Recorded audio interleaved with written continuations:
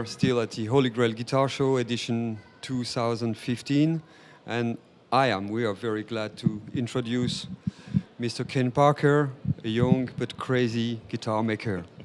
Good morning, Fred. Good morning, Ken. Well, Ken, it's your second time in Berlin at the Holy Grail Guitar Show. How do you feel there? Oh, it's a wonderful gathering, amazing place for 2 days. Amazing.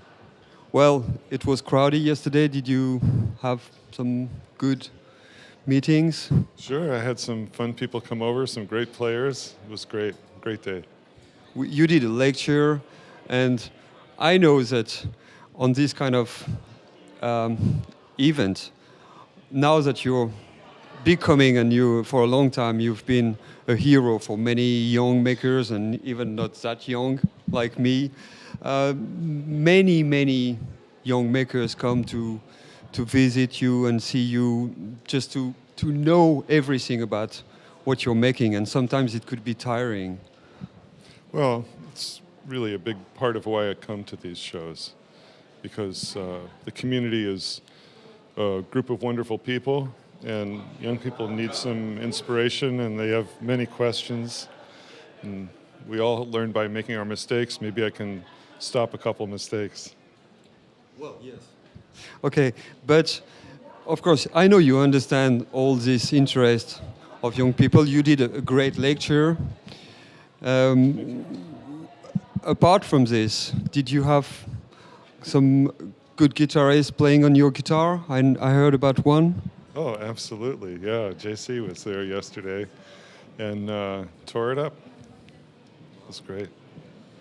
So you've been making guitars for so long, let's say. Yeah.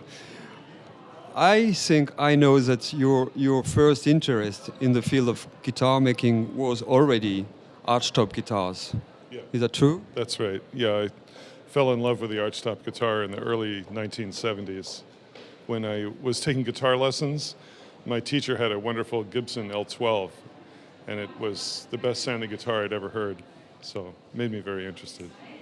And when you were a young maker in New York, you met a guy, what's his name? Jimmy? Oh, Jimmy DeQuisto. Yeah. Met a guy, yeah. Yeah. Tell me the story about your first meeting with him. Well, I called him. I was very nervous, young guy, 25 maybe, 24. And I called him and I said, Mr. DeQuisto, I built a guitar and I was hoping that you would welcome me to your shop and you could play my guitar and tell me what you think of it. And he said, I'm so busy. Come Saturday. So I came Saturday. And he was very sweet to me and showed me everything that he did. He was very encouraging, very, very wonderful to me, inspiring guy. Well, you're too humble.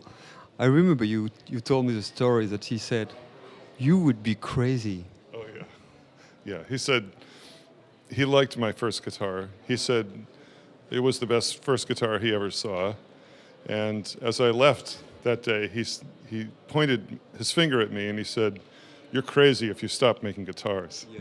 He was right. He was really right. Okay, let's come to guitars. We can see on this, I know the name of this guitar is Lucky. Mm-hmm. It's really obvious, as it is on your other guitars, that you've been very, very inspired by another category of instrument making, which is violin making. Yeah, sure. Well, traditional instrument making in all of its forms, from lutes and theorbos, violin family instruments, classical guitars, they all play some part in my thinking about musical instruments. Yeah. Yeah, and we can see on this one you were one of the first maker using this glued on the ribs with the outside not flush. Oh yeah. Yeah. Can you explain that? Yeah, the overhanging edge that is a 300 or 400-year-old European idea. Yeah, I invented that. Yeah. And tell us what you want about your guitar, because it's, first of all, you think of the sound of the Yeah. guitar. So how can you transform your concept of sound into some real guitar? Okay, so the issue with the guitar is that we only have our fingers or a pick to use to generate the sound. We have no bow, the way the violin family has. So the guitar has to be an efficient structure, which means, in my thinking, it needs to be a light structure that's very responsive and very resonant and starts easily with a very low input. So to that goal, I try to make the guitar as light as I can, consistent with it not falling apart. And this is where the violin family comes in for inspiration for me. I think the violin is a beautifully proportioned instrument. It's lightweight, very powerful when played with a bow, and it's really a fantastic structure. You get a lot of sound for a little bit of wood. A lot of sound. Very, very light instrument. Yeah, So yeah. what's the weight of this guitar, for instance? This guitar, I think, weighs about 1.6 kilos. Wow, yeah, for such a Yeah. powerful instrument. And what about? I know you're very you put a lot of importance in also in the weight of your bridge. Sure. Could you explain us that? Well, the bridge takes the information from the strings, the energy from the strings, and gives it to the top. So the bridge is a very, very important part of the sound path of the instrument. I like the bridge to be fairly large so that it can address and drive a big part of the top. And I also like it to be very light. So I hollow out the bottom of the bridge. It's very, very lightweight, almost like a tent in structure. This bridge, I think, weighs 22 grams. 22 grams. Yeah, it's very light. We will keep on with something which is absolutely marvelous. You more and more on your guitars, and after that we'll talk about how many guitars you've built. I mean, this guitar. But on this one, you use a very special way of making this tailpiece. Yeah, well, this is my bling. Instead of inlay, I like to do metalwork. And this is a tailpiece that I made from, well, it's mostly copper with some silver and some gold. It's a Japanese decorative metal process called mokumegane, which means burl-grained metal. And the way it works is there's a stack of different metals that are fused together with heat, and then you cut into the stack to develop a pattern of the different layers, and then it's heated and forged flat with a hammer. It's quite an extensive process and a lot of fun for me. And how long? How long Yeah. does it take? Yeah. Oh, a few days. Yes, yeah, I know that. Well, we'll finish with the neck, and after that, we'll come back to you. Explain me how you process to have such a light neck and very, very strong neck setting. Okay. Well, I believe that the neck should be reflective and stiff, and it's hard to get it reflective and stiff enough just using wood.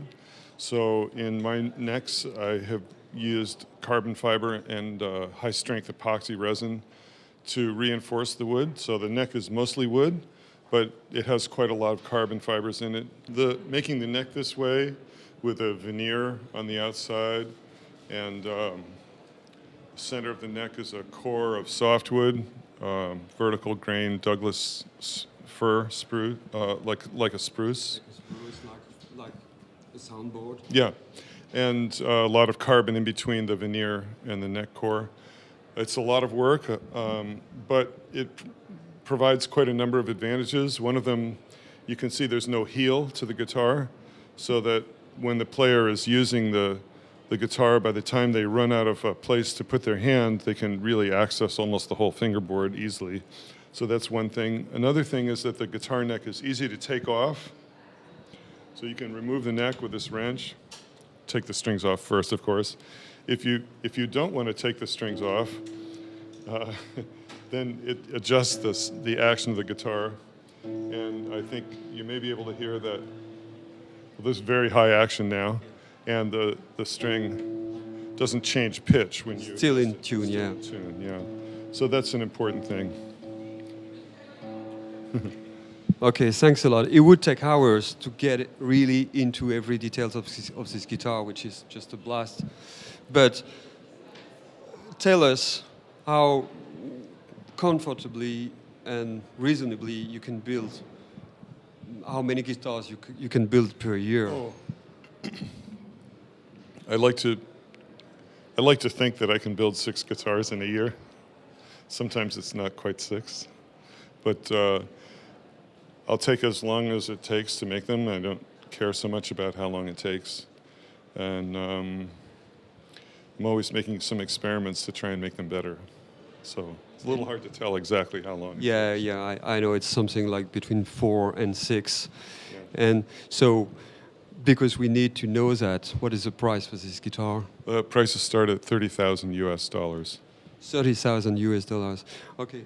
Well, Ken, we have to finish this interview. Okay. We could spend so much time, but tell us, do you feel like a happy guitar maker? What do you think? Oh, yes. Yeah, I think so. Yeah, I love my job. You're very passionate. Yeah. And you're very inspiring for most of us. Thanks a lot. Thank you, Fred.